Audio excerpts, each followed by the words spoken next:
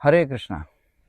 PhD చాలామంది PhD degree చేస్తూ ఉంటారు. అంటే డాక్టర్ ఆఫ్ ఫిలాసఫీ అని అర్థం. వాస్తవానికి వీటి యొక్క అర్థాన్ని మనం లోతుగా వెళ్లి చూసినట్లయితే డాక్టర్ అనేటువంటి పదం లాటిన్ భాషలో డొసిర్ అనేటువంటి పదం నుంచి వచ్చింది.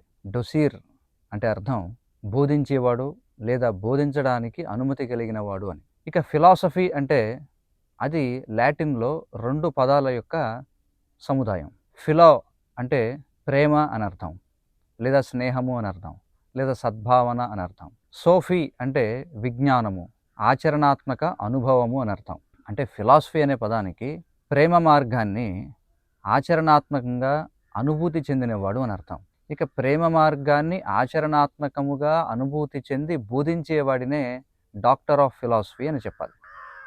మరి ఒకవేళ ఎవరైనా ఈ ప్రేమ మార్గాన్ని ఆచరణాత్మకముగా అనుభూతి చెంది బోధించాలనుకుంటే వారికి ఒక చక్కటి అవకాశం ఉంది. విద్య భాగవతావధిభిః అని చెప్పబడింది. అంటే విద్యకు అవధి శ్రీమద్ భాగవతం. శ్రీమద్ భాగవతం భగవంతుడు మరియు ఆయన యొక్క భక్తులు మధ్య జరిగేటువంటి ప్రేమపూర్వకమైనటువంటి వినిమయం గురించి తెలియజేస్తుంది.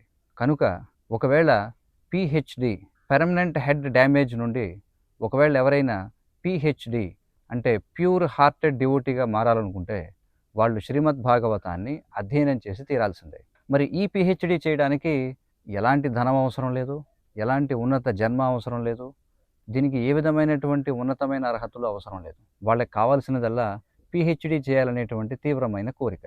మరి మీకు ఆ కోరిక ఉన్నట్లయితే వెంటనే మీరు శ్రీమద్ భాగవతాన్ని స్వీకరించండి.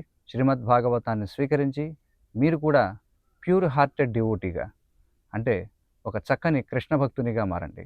లేదంటే మన పిహెచ్డి డిగ్రీ ఏదైతే ఉందో అది పిహెచ్డి అంటే పెద్ద హడావుడిగా ఉండిపోతుంది. అందుకని మా యొక్క విన్నపం ఏమిటంటే శ్రీమద్ భాగవతం చదవండి, బాగవ్వండి.